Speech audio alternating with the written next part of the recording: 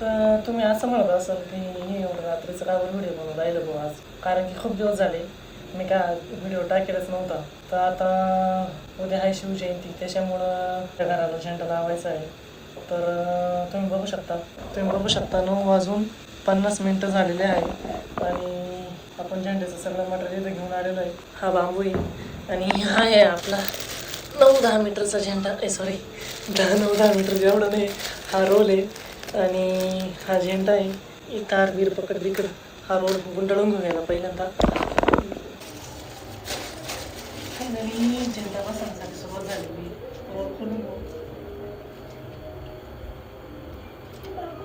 कसं खोलणे का रे बाबा? पैसा रोल खोलने का? पैसा खोलने पडेगा. खुल गया डालना पड़ेगा. स्टॅपनर नाही, हे आहे मेन हत्यार, स्टॅपनर.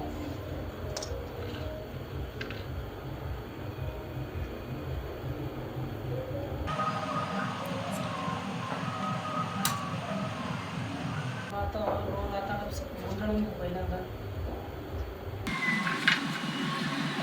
गुंडाळला पडेगा रोल. तर तुम्हाला एक सांगू का, इथून मागे ना आपली सिस्टर होती मदतीला, त्याच्यामुळे काही नव्हतं वाटत. तर आता सिस्टरचं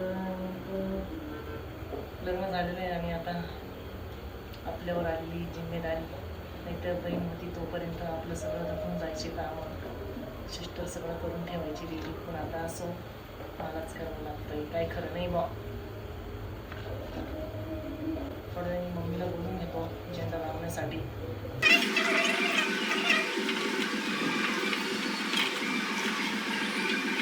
तेवढ्या सगळ्याला घालून गुंडाळून कम्प्लीट करून घेऊ आणि मग झेंडा लावून घेऊ. आपल्या बांबूला भगवा रोल गुंडाळून झालेलं आहे आणि आता झेंडा फिट करून घेऊ आणि घराला लावून देऊ.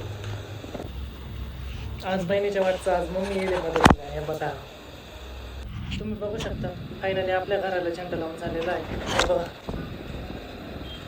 जुगाड बोलते इसको जुगाड. तुम्हाला आणि तुमच्या परिवाराला माझ्या परिवाराकडून छत्रपती शिवाजी महाराजांच्या जयंतीनिमित्त हार्दिक शुभेच्छा आणि सगळ्या गावांना गुड नाईट आणि राधे राधे. सॉरी तो उद्या सकाळी दाखवतो तुम्हाला झेंडा कसं दिसतो. सगळ्यांना गुड मॉर्निंग. तुम्हाला म्हटलं तर सकाळी तुम्हाला दाखवतो झेंडा कसा दिसतो असं. तो ते बघा.